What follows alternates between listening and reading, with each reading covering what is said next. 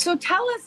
So you grew up in Pennsylvania, like so you wanted to play basketball? Yeah, so I grew up in Pennsylvania. I was a miserable kid. I mean, I was pretty like self-loathing. You know, I just didn't. I just I had a hard time. I think no matter how well I did, like athletically, I did pretty well athletically. I wasn't extraordinarily athletic, but I worked really hard, so I did pretty well athletically. I did well academically. But I was like really unhappy kid, just this really. Is so interesting. I'm already blown away because you're a happiness coach.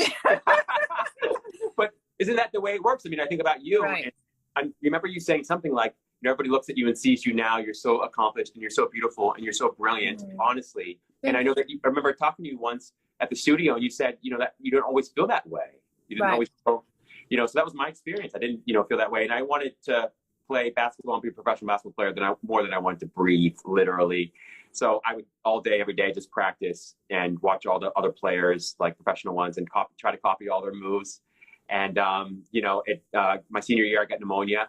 So I couldn't I had a couple of, I had one small D2 offer, and, so it didn't work out. I ended up going just to college. I didn't really play basketball. I played basketball for, semester. But yeah, it's kind of weird, right? Like, wow. So then you went to school, and I read somewhere that like you got an interesting, what was it called? Let me see. I wrote it down somewhere. Oh, applied positive psychology. Oh, yeah. It's like a rare degree, right? Yeah, it's really, so it's funny. Okay. Cause I don't know about you, but after basketball failed, I was like, what am I going to do with my life kind of thing? And, I was really like already seriously depressed.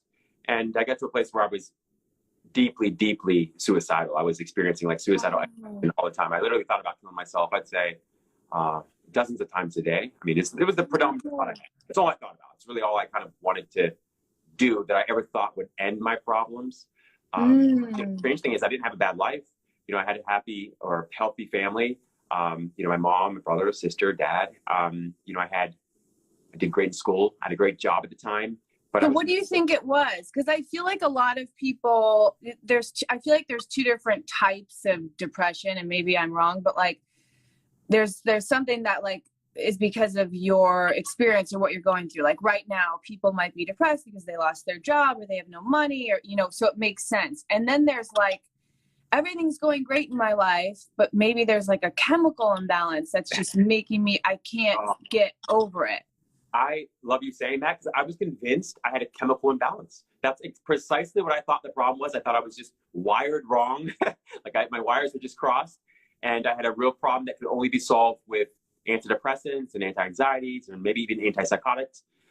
But I never took that path, mostly because I was concerned that I would get laid off from the job that I had at the time, in a consulting job. And I was also just concerned about the stigma around, mental illness and all that stuff. And so I never took that path. That being said, I can say, and for all those people who are or might be considering or beyond antidepressants, anti-anxieties, I love pharmacological. I think pharmacological science and drugs are extraordinarily helpful. They can be a great bridge.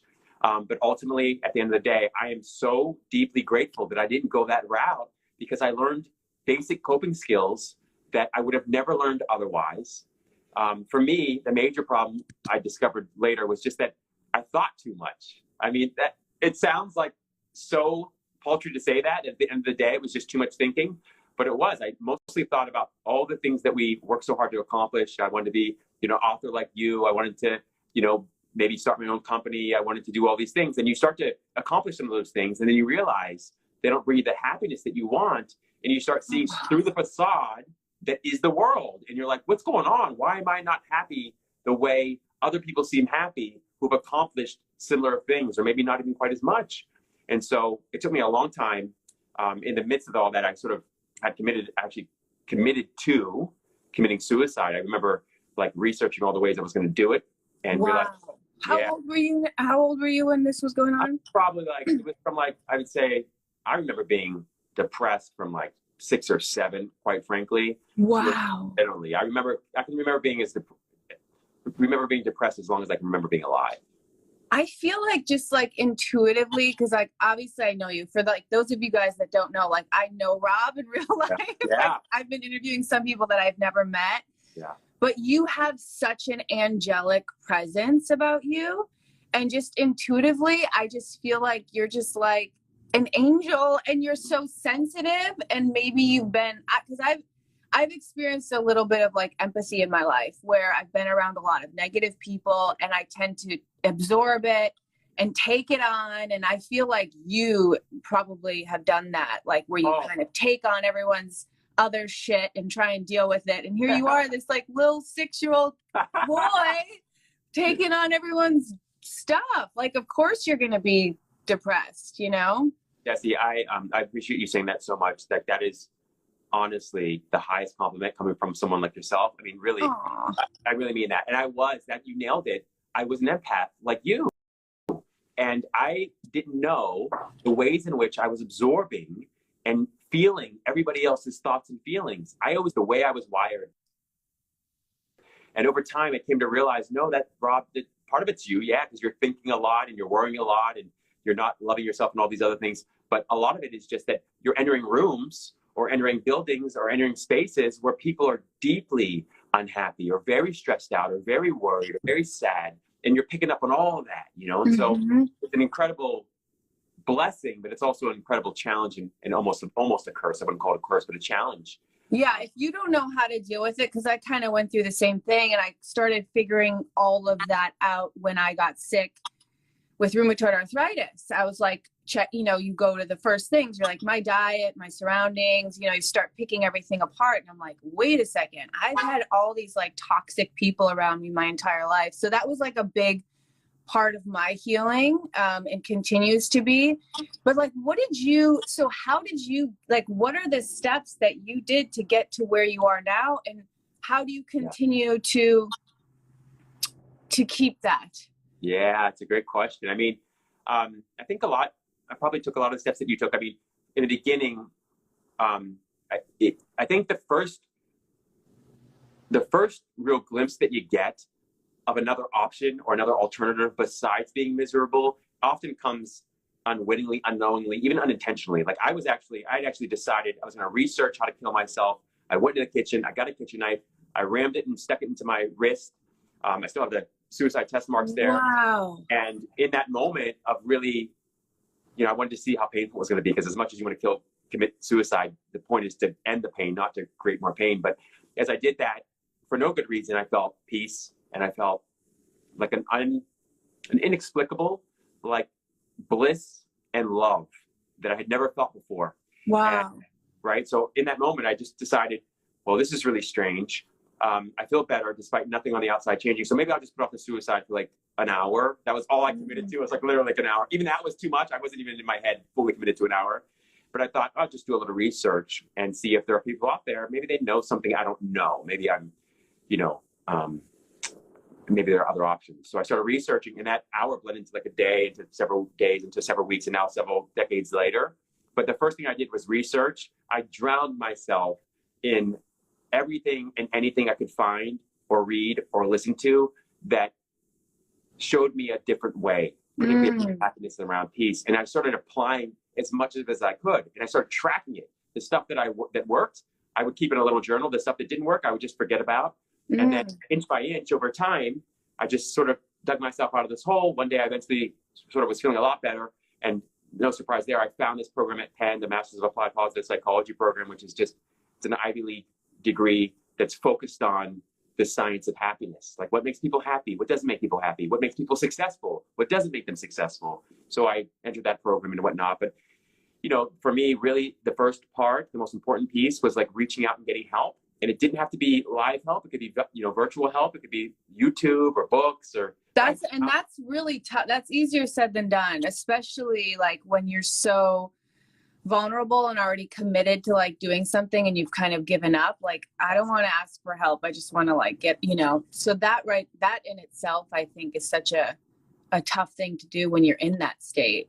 Yeah. I feel like that was a theme for you. I mean, I know that you're. Oh yeah. Asking for help is still my biggest lesson. Like my ego gets like, I don't need anybody, like I'm so over myself sometimes when I go back to that old self, which I think a lot of people, are wired to be. You Yes. know, like, I don't need anybody, I got this, and da da da. And it's like, get over it. You know, we all we all need help at some point. We all need each other. And especially right now, you know, I think we're really seeing how connected we all are. Yeah. And how we choose to take care of ourselves right now affects one another. You nailed And the it. choices that we're making affects one another. And just to go back to like what you were saying, I think it's so important for people to understand that happiness isn't something that is going to come from external. Yeah. And somewhere where this really connected for me was I've had the privilege of teaching a lot of billionaire clients through yoga, literally billionaire, most successful people in the world. And I'm always shocked at how unbalanced their life is. They are the epitome of success. They have all the things, their houses are insane, but there's something missing. And that's why they hire me. Because at first I'm like, why are they hiring me? Like, what am I gonna?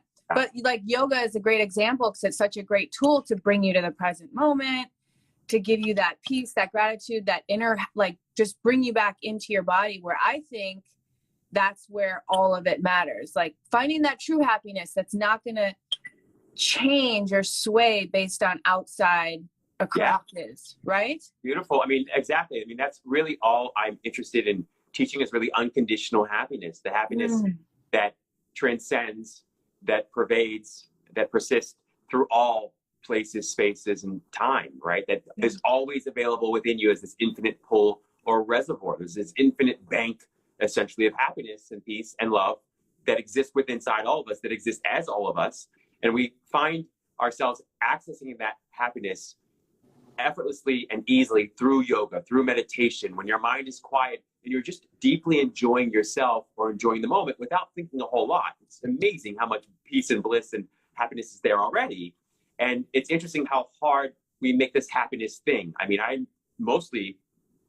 say most of my life, I routed happiness through, you know, beautiful things and beautiful people and through, you know, nice cars and through money. And we all love all those things. And we're all open to receiving all of those things. And it's not a problem until you start to pin your happiness to things, to people, and to places. And then you're unhappy when you don't have that thing. Yes. Right? Or you're afraid of losing those things. And so, you know, there's a happiness that requires less effort. That's a lot more enjoyable and peacefully alive than the happiness that most of us know as pleasure or as entertainment or as distraction. Yes. So how can people start to get there? I mean, I think right now is such a great time for people to start like new rituals. Like I've been doing all this stuff that I've been wanting to do. I don't know, just like little things. But how do people start getting there? I'm sure a lot of people are having a really hard time right now. And in that thought process, that negative thought process, like I call it the monkey brain, like you're just like on this loop of like everything sucks train. Yeah. How do you get out of that? Are there any like little tools that you can give as takeaways? Yes. I love that you call it the monkey brain. I call it the inner crackhead. The inner crackhead. Always wants to fix. You know, so it's like, you know, I would say, and this has taken me 20 years, right? And so it's going to sound so simple, but I promise it's the most powerful and profound tool I've ever discovered, which is simply a micro meditation, okay? A micro meditation is one breath that you take with the simple and solitary goal of enjoying that breath without letting thoughts get in the way. And of course, most of us, because most of us are pretty ambitious, even when we think we're not, and we're all focused on achievement instead of enjoyment, we try to get good at that one breath, and, you know, and we don't therefore get good at it. So the way we're like judging ourselves already. Exactly. So the challenging opportunity is to enjoy everything you're doing more by thinking less and feeling more, by thinking less and enjoying more. Thinking less and feeling more. I love that. Yeah. So it's like if you're Swiffering, if you're doing the dishes, if you're doing the laundry, you know, it can be even the most frustrating or annoying chore or activity. If you can let your thoughts go and not spend so much time living in your head, but live more from the heart and live even more in your body, you'll find that the dishes aren't so painful. In fact, they're quite enjoyable. The water feels, you know, absolutely incredible. It's delicious. Or Swiftering, or doing the laundry. Like, these are activities that we genuinely think of as nuisances, but and as obstacles to happiness. But honestly, if you just stopped thinking so much and started enjoying what you were doing more by making each of those activities an end in of itself, suddenly those activities have an aliveness and a joyfulness and a blissfulness that sort of bubble up out of that activity without the effort and the energy that you're used to committing to making that happen. So I just think micro meditations are one of the best things you can ever do. Like, I love that word, by the way. And I think it's very digestible, because the word meditation, people are like, ugh, yeah. Micro meditation. Yeah. I can do that. You know, yeah. For people that don't have a regular practice, I think it's just like, ugh. But a micro meditation, a one breath to bring you back into the present moment. And I completely agree with like these little rituals. I made an agreement with myself a while ago, and it happened out of juicing. I noticed that I was getting up and I was dreading having to wash all my vegetables to make my juice. Yeah. And I noticed that I was like in a bad mood every morning. And prior to that, like when I was just drinking coffee in the morning, I was like, getting my coffee. Like, coffee didn't bother me like it did doing the vegetables, because it's a lot of work. And I was like, you know what, this is ridiculous. Like, I'm committed to juicing, so I have to switch my mind on it.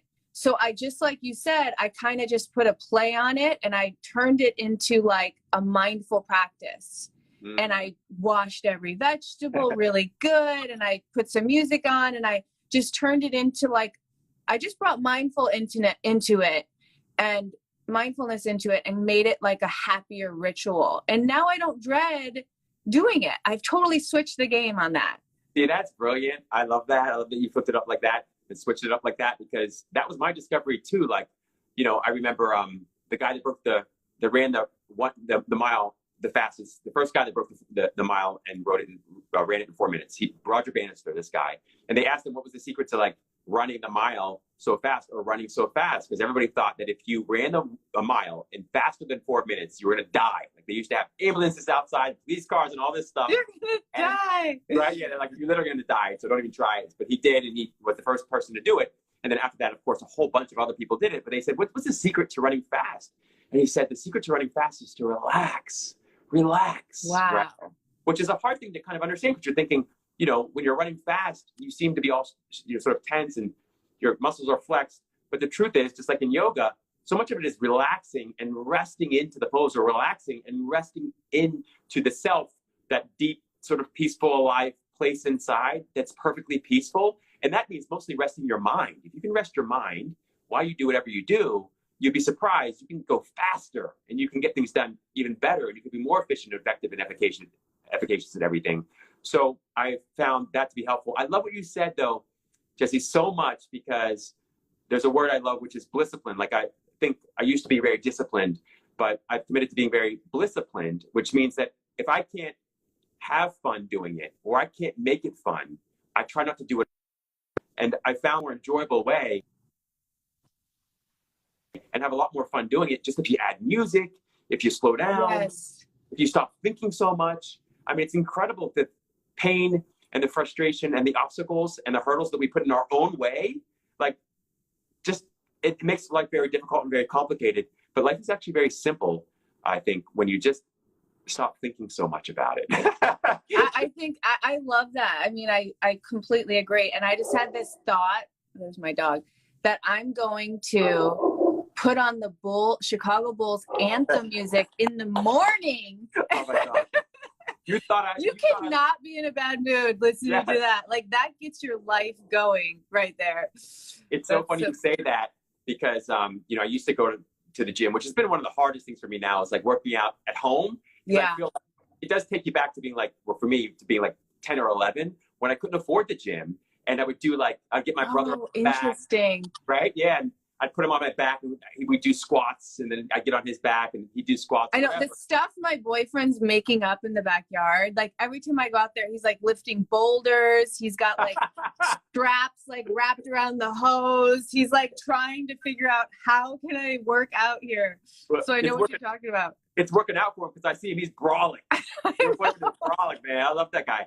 I mean, and it's funny because you know, before that, I was going to the gym, and at 5 a.m., we'd go to the gym, and most people think, oh my gosh, 5 a.m., the gym, that means you get up at 3:30 or Well, whatever. because you were shooting every day. You were in the Yes. studio every day, right?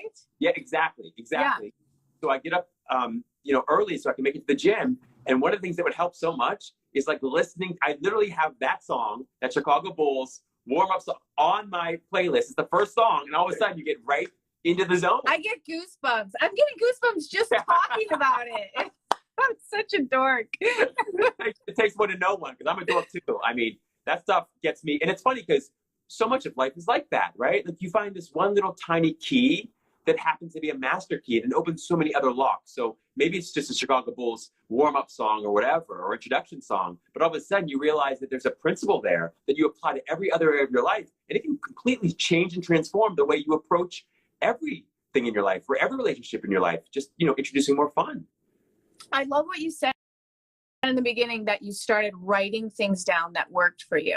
Yeah. I'm a big believer in writing. I just started, and I'm not a great writer, honestly. Like my handwriting's illegible. So I even just talk into my phone sometimes and do voice memos.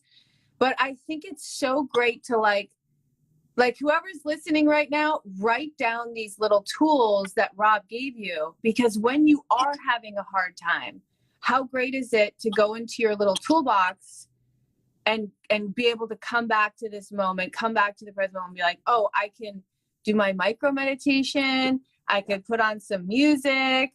I can, you know, and have these little things to go back to, because that's when the practice happens, when we don't want to do it. Oh my gosh, you just nailed it. Like there's a quote, I'm not going to get it right, but it sounds something like, you know, prayer is really learned in those times and places and spaces when prayer feels impossible, right? But the same idea is here, is that you really learn discipline, let's say, or we can call it discipline, but you really learn your own strength and resilience and this incredible infinite pool of just power and presence that exists within you, that exists as you, when you are forced to push through something that you think is impossible to push through.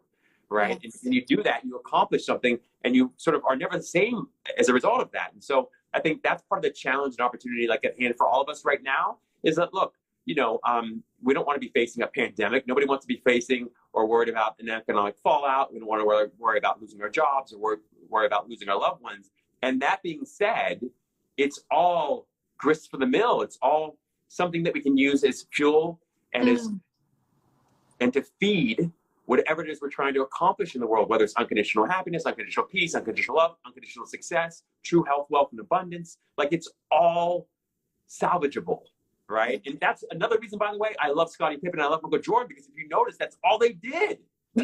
Poor Scottie. I'm like, I didn't remember all of that. And I'm like, maybe that's why I loved him, because he was like so mistreated. Yeah. I was getting fired up last night. I was like, I honestly feel like it's good and bad. I feel like if he would have been on another team, he would have been the Michael Jordan of that team. For sure. And you know what I mean? Sure. Like he just didn't get to be the star, and he got so jacked because Michael was just so good. Yeah, it's true. It's true. And I think, you know, the other thing about Scottie, and you heard him say it there early, was, you know, I mean, look, he's, I think, I'm not sure exactly what city you're from. Are you from a small town? From Chicago. Well, I'm from the outside of Chicago. Yeah. Me too. So I'm outside of Pittsburgh. And so, you know, he said he had like, how many, like 12 or 12 like siblings. 12 siblings. So he was very much concerned with getting them taken care of. And he was afraid, like so many of us, that if you pass on something, you're trying to negotiate. And I think lots of us have issues with that. And although lots, you know, particularly this day and age is a good time to really sort of level up in that way. Self-worth. Yes. Yeah. Yeah. So he just took whatever was given without really negotiating for it. And he ended up being, what, 122nd in terms of pay, when he was really the second best player. I was like, what? You know what made me mad is that I feel like as a team, I would have rallied behind him. Yeah. Michael got me a little mad. I can understand that. I was like, y'all should have rallied and been like, obviously we're not playing as good without Scottie. Totally. Like, we need him. Like, we should balance it out a little bit. But I agree with you about that. I know I did feel a little something that way too, because it felt, you know, for me, I always felt like Jordan and Pippen were like brothers. Yeah. You know, like if my brother's in that position, I'm like, oh, you know, but I have, I don't know all the details there and the complexity, but I do love the idea that I think I saw, I guess Scotty's ex-wife posted something about how much he made over the course of his career. And it was, you know, it was a large sum of money. So he did okay. Good. Yeah, it was like over 100 million. So he's okay. So getting back to you, I want to ask you, with quarantine, like how are you doing with everything? Because you are used to going to the gym, you're used to shooting your show every morning. Yeah. Like what like how is it going? Yeah, it's I'll be honest, and I say this with humility and grace. I mean, it's been awesome. I mean, honestly, it's been awesome. Like, I'm kind of by nature an introvert anyway. Okay, like Me too. Are you? See, I'm thriving. Yeah, exactly. Right. So we're the people that have to check on our extroverted friends, right? Yeah. And like, I genuinely love it. I grew up always loving my solitude. That's when I practiced basketball. That's when I read my books. That's, you know, and always to this day, I'm always, you know, I love people. I love people. And I love my aloneness so much. And I have been putting off these books that I wrote years ago, and I finally get to editing them. And I feel like I'm on a high because every single day I'm committed to doing the thing that I feel means the most to me and that brings to me the most joy, which is working on these books. So it's just like, it's been great. Exciting. Yeah. I mean, I do miss the gym. Don't get me wrong. And I would love to be having this conversation in person and things like that. But, you know, I don't have any complaints. What about you? How are you feeling? I'm really embracing it, and I'm loving being with my family, and we're cooking and we're more connected, and I am still getting my alone time. And yeah, so I'm really enjoying it. That's amazing because the one thing I have noticed, I don't know about you, but a little uptick, you know, people are saying, oh, how's business and this and that. I'm like, well, it's shifted a lot, you know, and but a lot of couples, I get a lot of phone calls from couples and parents now more than ever. Before, it was some couples and some parents, but lots of executives and lots of athletes. But those folks are mostly doing okay. But now the issue for most folks is that now I'm trapped in a house with a husband or a wife or kids that are driving me nuts. Yeah. Right? It's like, well, I know. I feel really lucky there. Like, I have some girlfriends that have toddlers. That's a different story. Like, my son's going to be 16 in a couple of weeks. Oh. So he's like doing the Zoom school by himself. He's self-efficient. He helps out cleaning the house. Like, I don't have to entertain him like a toddler. Yeah. Or how some of these parents are literally having to homeschool. Like, that's a whole nother, whole nother thing. Like, totally. I know. Yeah. I think about my sister's doing that now. She's homeschooling her little one. She got two little ones, but the one is of school age. And, you know, I think she's sort of found her rhythm there. But I can't imagine. I mean, quite frankly, it's enough for me to take care of me. I know. You know, to homeschool myself, that's a lot. So I'm always so inspired by like parents and just the folks that are like doing it all. I mean, between the sort of health workers and medical professionals, but the parents and particularly the moms, but everyone I think, you know, is getting the opportunity to sort of like do things maybe they didn't get a chance to do before. Some of us are doing too many of those things, I'm sure, and probably feel overwhelmed. But yeah, I'm so inspired. I gotta say, you have like one of the most beautiful families. Like, I mean, your son, I need that. Every time I see the pictures and the videos, I'm like, my gosh, this feels like a family that genuinely, deeply, truly loves each other and has a ton of fun together. Aw, we do. Right now, we're all practicing the self-love and just like sending love and holding space for people, especially the ones that need it the most. My gosh. Yeah. Totally. I love you saying that. Very much same deal with me. Like, some people are just easier to love from a distance.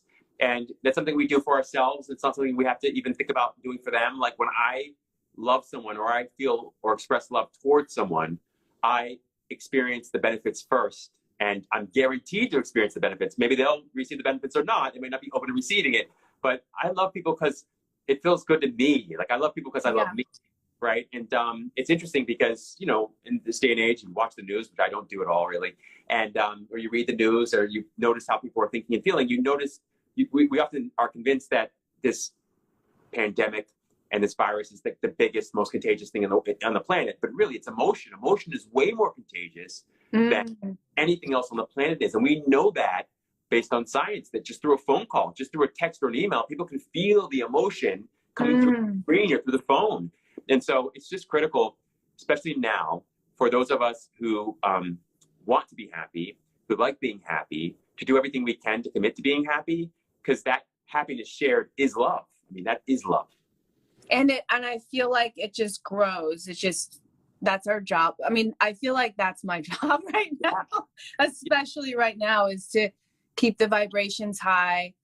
I feel good right now. My family's healthy. I'm healthy. So I feel it my duty to just kind of keep everything uplifted. And then, you know, hopefully if I need you guys to do that for me, or like not you, but like, you know what I mean? Yeah. It's our job right now, is to just kind of keep everything on a positive side. I love you saying that. And that's exactly the way I feel too. I'm like, look, I didn't go through the things that I went through. You didn't go through the things you went through, to now not stand firm as peace and as happiness and as love, and to be strong. Like, you know, it's like a soldier. Like, now's the time to duck down. It's time to be a soldier. It's not a time to, you know, go into the fetal position and cry it out. At least not for me. For lots of folks, that's exactly what they need to be doing, but not for me. I've been through situations and I feel like I faced death in a very serious, sincere way. And so now my job is just to be I want to be as much light as humanly possible. And I'm not going to insert myself into people's lives, but if they're interested in taking part or participating in that light, then I'm all open for that, you know. But I love that you do that. I mean, honestly, since the very first day that I ever met you, you just emanate this light, and it's full of love. And I mean that. You really do. And you do it. It takes one to know one, Rob. And it also takes not being that for so much in our lives to know that too, right? Like, yeah. Oh, gosh, yeah. Yeah. Wow. This was so great. I loved chatting with you and connecting with you. I've actually been more social since quarantine. That's true, actually. This is probably the longest conversation we've had ever. Well, not really, but close to it probably. And it comes in quarantine. You're right. I love it. It's easier to, I think, be social when you're getting your batteries recharged, right? Yes. Yeah, it's like. Absolutely. Thank you so much. I appreciate Thank you so much, Rob. And just, if anybody's watching, obviously this is going to be up for 24 hours, but then it'll be on EverTalk if you guys want to watch it again. Take some notes, put it in your little journal so you have a toolbox to go back to when you're not feeling so happy. Yes. That's right. I love it. So appreciate you.